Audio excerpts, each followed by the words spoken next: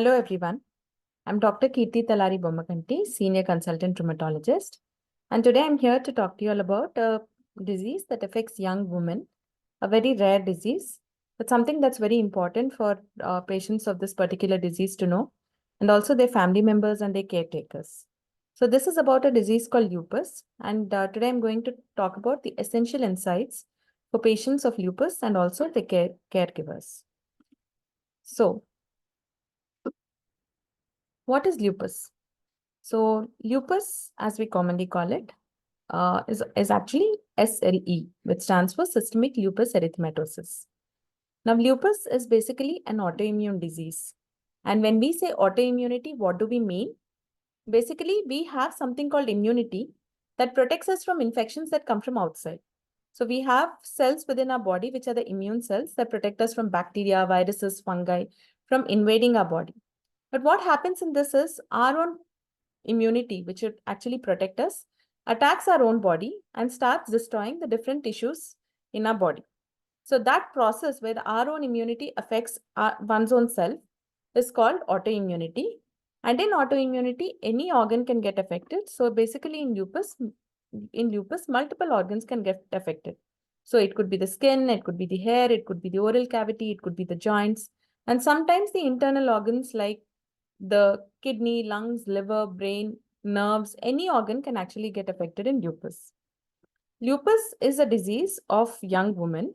So it usually affects between 15 to 40 years of age, women predominantly in the ratio of 9:1. So if there are 10 lupus patients, 9 of them would be women and 1 of them would be a male. But what you have to understand here is that lupus is not exclusively for women. It can also affect men also. And it can affect younger people also. I mean, it can affect children who are less than 15 years of age. It can also affect the elderly, those who are above 40 years of age also. So no age group is spared, no gender is spared, but it's more common in women between 15 to 40 years of age. And lupus being an autoimmune disease, because there's a defect in one's own immunity, the autoantibodies that are produced, which affect multiple organs, can stay in the body for a long period. And so the disease also stays for a long period. It's a chronic disease. It's not like it comes once and goes away and never comes back. It's usually a disease that has periods of flares and periods of remission when the disease is not active. So that is why it's very important that a patient of lupus understands their disease because they should know how the course of the disease would be in the long term. So how do patients with lupus present to us? And as I said, lupus affects multiple organs. So patients with lupus can come to us with multiple symptoms. They can come with symptoms pertaining to any organ. But what do we most commonly see? Most of the patients usually present to us with fever that is low to moderate grade, on and off, and has been there for a few days to sometimes months and even a year sometimes. They present to us with a lot of pain in their joints, which we call as arthralgias. So they present primarily with pains in the small joints of the hands and the feet.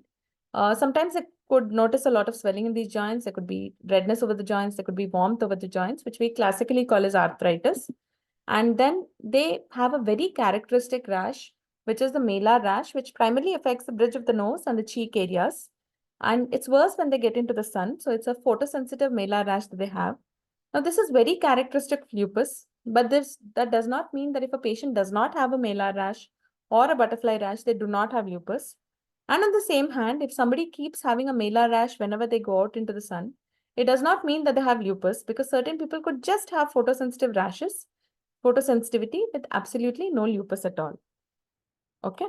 And then fatigue. Fatigue is one symptom of lupus that will be there when there's disease onset.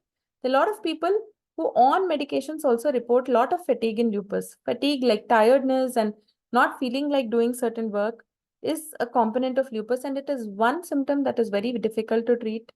And there has not been a single treatment that has been found for fatigue. It has been found to be multifactorial, and a lot of issues need to be addressed when we have to treat for fatigue.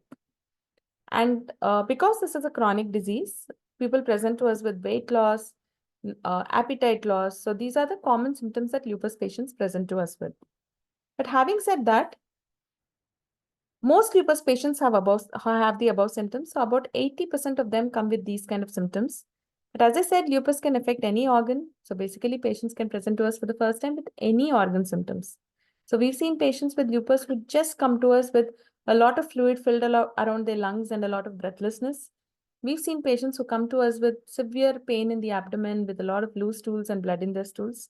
We've seen patients just come with swelling in their legs, high BP, found to have a kidney involvement, and then later we find that these patients have lupus. So there are multiple other presentations also. It's not always that we get a classic presentation, but we see patients who come with different presentations too. So basically, it is one disease which can present in any way. And that is why sometimes it becomes so difficult to diagnose lupus. It becomes there's usually a huge delay before somebody finds out that there is lupus in some patients. And by the time they find out, sometimes it is possible that there could be some amount of organ damage that has also set in before a diagnosis of lupus is made. So depending on which organs are involved, like somebody has only mild skin involvement, say few joint pains and just low-grade fevers, we usually grade them as mild. And they could be moderate, and then there could be patients who have severe disease, like those who have severe kidney involvement or who have involvement of the blood where the blood cells have dropped suddenly, like the hemoglobin could have dropped or the platelet has dropped significantly. There could be patients in whom the heart is affected or the heart function is getting affected. So there are multiple things that can happen in patients with lupus, and depending on that, the disease severity could be mild, moderate, or severe when they start off with. So when a patient with lupus comes to us, once we grade whether they have a mild, moderate, or severe disease based on their organ involvement, which is usually done by a lot of tests. So when a patient comes to us with lupus, the first thing that we do is we confirm whether it is lupus or not, which is usually done by a test called anti-nuclear antibody. Mainly, the symptoms itself tell us whether the patient has lupus or not. And then if we are suspecting it, we confirm it by that test.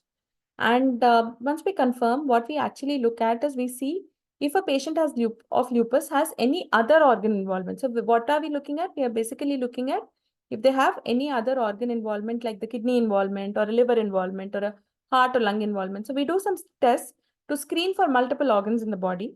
And we also screen by basically taking a good history by asking the patient all their symptoms. So once we find out that they have lupus, and then we grade which organs are involved, like whether they have mild lupus or whether they have severe lupus, the treatment is started. So depending on the severity, the treatment in lupus primarily involves four components. So the first one is most of the patients with lupus have to receive steroids. I know that a lot of people are scared when we say that the treatment option for you is steroids. So why are people scared of steroids? Because steroids decreases a person's immunity, puts them at higher risk of infections. But what happens in patients with lupus? Their own immunity is affecting themselves. So here, if we do not control their immunity, their different organs can get affected and they can get damaged too. So what we have to do, we have to give.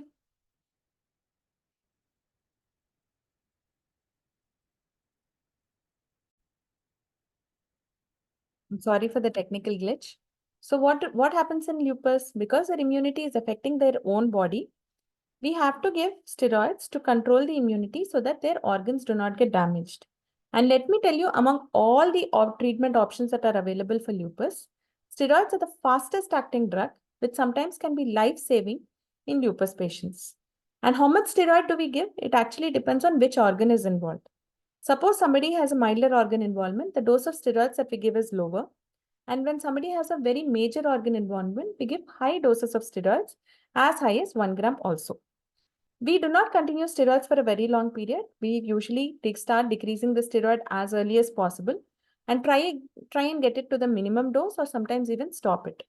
So when we are reducing the steroids, we are basically taking off our control over the immune system. So we have to give medications which have the immunosuppressive effect of a steroid but do not have the major side effects of steroids. So these are the immunosuppressants that we give, and there are several immunosuppressants that can be given in lupus depending on the organ that is involved. Then all patients with lupus usually receive a drug called hydroxychloroquine. Now, hydroxychloroquine is a very essential medication in lupus because not only does it decrease the symptoms of lupus, it also prevents the disease from increasing time and again. So basically, there is something called flares that can happen in lupus patients when the disease can suddenly increase. So hydroxychloroquine has a beneficial effect in decreasing those flares. Hydroxychloroquine also has a lot of other beneficial effects in lupus, which I would be discussing in a video later. But Basically, it is a very essential medication, and unless and until there is a major contraindication or major reason why we cannot give hydroxychloroquine to that patient, all patients of lupus would be receiving hydroxychloroquine. And accordingly, whichever organ is involved, like suppose the patient has a heart involvement, or say the patient has a lung involvement, depending on which organ is involved, some amount of supportive care. Like if there is a kidney involvement and the BP is high, so we had a medication for the blood pressure. So accordingly, some other supportive care medications are also given for patients with lupus. In my further videos, we would be discussing about the role of steroids, what hydroxychloroquine is in detail in future videos. So I've told you all about corticosteroids. The major myth about corticosteroids is that everybody thinks it's like a monster, but the most important thing about corticosteroids is in lupus, sometimes they can be life-saving also.